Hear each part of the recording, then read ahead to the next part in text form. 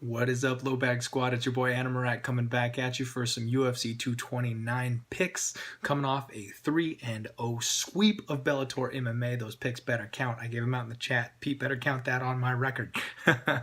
So we got a long card here. I'm going to try to keep it short because I know we got a lot to get through and these videos are supposed to be relatively quick. I got a lot of picks for you guys though. I'm going nuts on this card here. We've got Ryan LaFlare. He's taking on Tony Martin to kick the night off. Ryan LaFlare is a decision machine, man. He's a wrestler. He's going to stifle the other guy. He's going to get on top, grind him out. It's not going to be a great fight to watch, but it's going to be a fantastic bet to cash. We got him at minus 135 at Pinnacle. You could take him by decision, but I'm a little worried about the submission threat, so I'm just going to play him straight on this one. Next up, we've got Gray Maynard versus Nick Lentz. I love Gray Maynard. He's a legend of the sport. He had wars with Frankie Edgar. Those fights were awesome, man. But you know what? His chin is gone. Anybody can touch him at this point. Now you can get Nick Lentz by KO at plus 412 on 5 dimes. That is crazy value.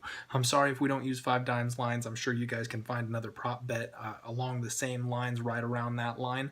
But if you're getting somewhere in the vicinity of plus 350, plus 400, take Nick Lentz by KO. If you tap Gray's chin, he's done. And Nick Lentz is a wrestler. Gray Maynard only beats people right now who he can out tough, who he can put on their backs. He grinds out fights and that's all he's got. So if you can stuff a couple of takedowns and just pop on that jaw, that's it. It's going to be over. I'm looking forward to that one. I think we cash that nice big dog line. I'm going to skip over a couple of fights here. I'm trying to pick my spots. Even though there's a lot of good spots on this card, I don't want to make a play on every single fight. So we're going to skip down the line a little bit to Sergio Pettis. He is taking on Jussier Formiga, and this is a real #1 contender fight. This is a fantastic matchup. Jussier Formiga, he seems to just kind of stumble in this role. Anytime he gets to the #1 contender type of fight, anytime he's that close to a title shot, he trips up. He makes a mistake. Well, we've got Sergio Pettis, who's the best striker in the division. I mean, the most well-rounded guys are the #1 and 2. That's DJ and Henry Cejudo, and Sergio just barely lost a decision to Cejudo. I mean, I think he's right there. He's probably the next guy in line for the title shot. I don't see Jussier Formiga being able to do anything to this kid. He's got excellent takedown defense. He's got excellent footwork. Like I said, his striking probably the best in the division. He probably wins this by 3-round unanimous decision. I'm going to take Sergio Pettis. Again, you could find the juice to go ahead and take him by decision. That wouldn't be a bad choice in this particular fight because I don't see him winning. He doesn't have that KO power. He's more of a technique guy, and he usually counter wrestles. He's not going to submit. So I think Sergio Pettis by decision is a good call. But again, I'm going to play him straight minus 150 at Pinnacle. Moving on, we've got Felice Herrig. She is taking on Michelle Waterson, the karate hottie. These are two of the hottest girls in the UFC, ladies and gentlemen. I've got to say it, had to be said. They're gorgeous. Watch the weigh-in videos. So Michelle Waterson has been one of those long-time top-of-the-line girls in the UFC, but she's been around for a long time. I mean, she's young, but she's old for the fight game. You know what I mean? And she also has the issue of stumbling when she gets up to a little bit higher competition. She's a mom now. She's kind of lost a little bit of that hunger for the fight game. You know, Felice Herrig, on the other hand, she's a monster. She's made improvements every single fight. She comes back bigger, she comes back stronger, and this girl is jacked. You should see them next to each other. If you watch the weigh-in videos, look at that size difference. They don't look like they belong in the same division. Not only is she bigger, taller, broader, she is more muscular also, and that's what Michelle Waterson struggles with. I'm going to take Felice Herrig. They've got her hanging at minus 114 at Pinnacle. That line is insane. Okay, she should be a favorite. She needs to be minus 140, minus 150, minus 114. I'm all over it. Give me Felice Herrig. And honestly, there's a chance she submits her. I think you can get the prop at plus 500 about for her to win inside the distance because it doesn't happen a lot with ladies' fights. Not giving that as a pick, but I might sprinkle a little bit on it on fight night for some fun. Next up, we've got Derek the Black Beast Lewis. He is fighting Alexander Volkov.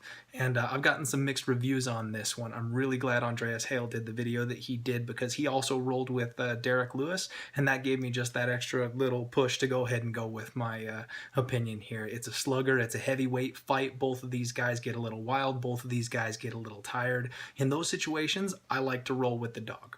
Anybody can clip anybody.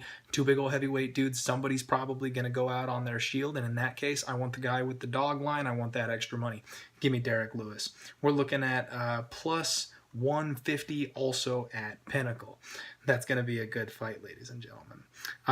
We can also get Derek Lewis and Volkov under 2.5 at minus 125 at Pinnacle. I'm going to roll with that one as well, just because that kind of covers you. You know, if Volkov is the one that shows up on that night, then you're hedging your bet a little bit. If Derek Lewis wins by KO, again, if this thing goes to the third round, it's probably going to decision. I see it being a second round stoppage. As soon as one of them gets tired, the other guy hits the gas type of situation. Next up, we've got Dominic Reyes. He's kind of a UFC newcomer fighting Ovince St. Preux, OSP.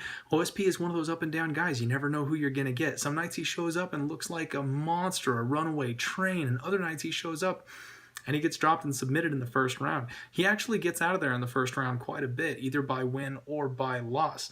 Dominic Reyes has won every single fight in the first round by KO. This dude is a murderer, and you know what? OSP is a big guy.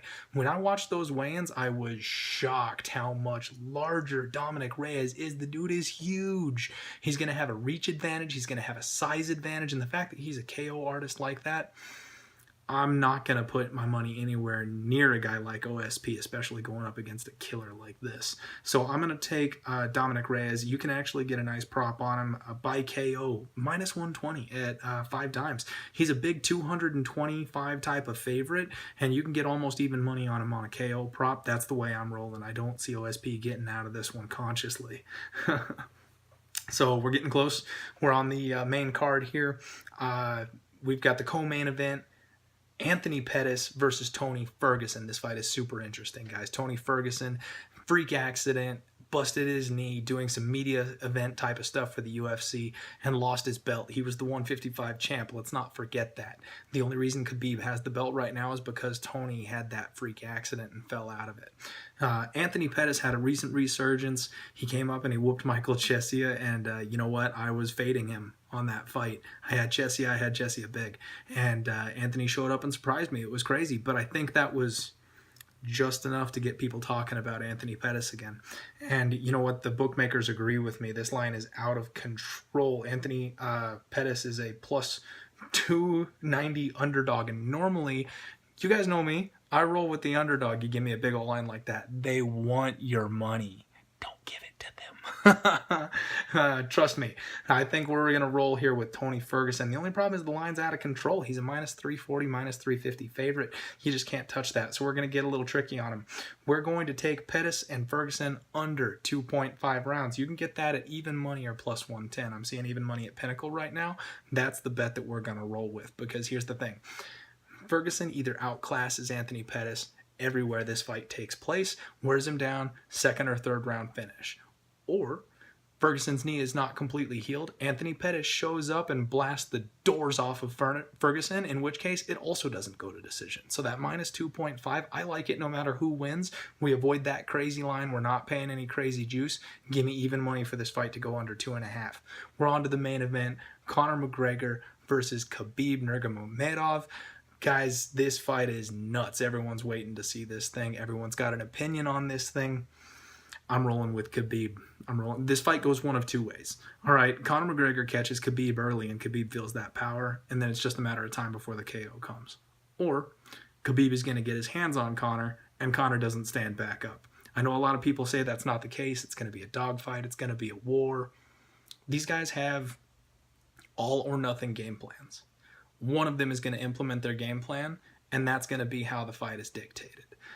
I side with Khabib. If you're siding with McGregor, I don't fault you. You're getting plus money on McGregor. That's a fair bet. I don't mind it at all. The trick here, take whoever you're taking inside the distance. Get that extra juice. This fight is not going to decision. You can get Conor McGregor inside the distance at like plus 175, something like that. You can get Khabib inside the distance at about even money, and that's where I'm going to go. Khabib inside the distance at about even money. The other thing I'm going to take is Conor Khabib under 2.5 at minus 140. That's also a Pinnacle line.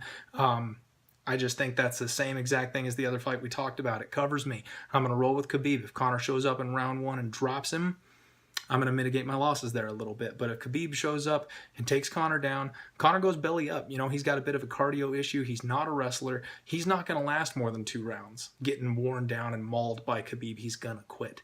Khabib's going to get the submission, I think, probably in round 2. If that's the way this fight goes, Conor's just going to give it up, and Khabib will have no option but to take it.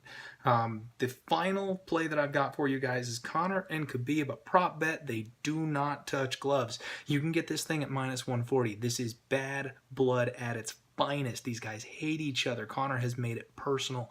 Khabib has made it clear that he won't even shake his hand, win or lose, after the fight is over. You think they're going to touch gloves before the fight starts, when he won't even shake his hand after the fight's over, even after he mauls him in front of the world? That's not happening. -140 here is a gift. I know that was a lot, guys. I apologize for the windy breakdown here, but let me go with some best bets here. I think I'm going to give you 3. I'm going to give you 3 best bets. You ready for this? Best bet number 1, Felice Herrig. She's my girl. That's my favorite bet of the entire night. People are sleeping on this girl. She's getting better every single time. She's hungry. She's a monster. She's the bigger fighter. And you can get her at just -114 on Pinnacle. I love that play. That is my favorite. That's my best bet right there. I'll be honest with you. That's my best bet. Best bet number 2 is going to be Pettis Ferguson under the 2.5. Pettis Ferguson under the 2.5 is my second best bet, simply because of the fact that, like I said, both these guys are coming out guns blazing. Pettis is looking to get back on track and get a title shot, which no one thought he was anywhere near for the last 3 years. Ferguson just got robbed of his title, and he's going to look to style on Anthony Pettis and get his title back. Both of these guys are looking to make a point, which means one of them's going to sleep. Third and final best bet is Conor and Khabib do not touch gloves. If you can find that prop, if you can get that prop anywhere around -140, 150, take it. I do not see these guys touching gloves. That's it. We're done. We're out. Thank you, guys. I love you guys. Let's get that cash.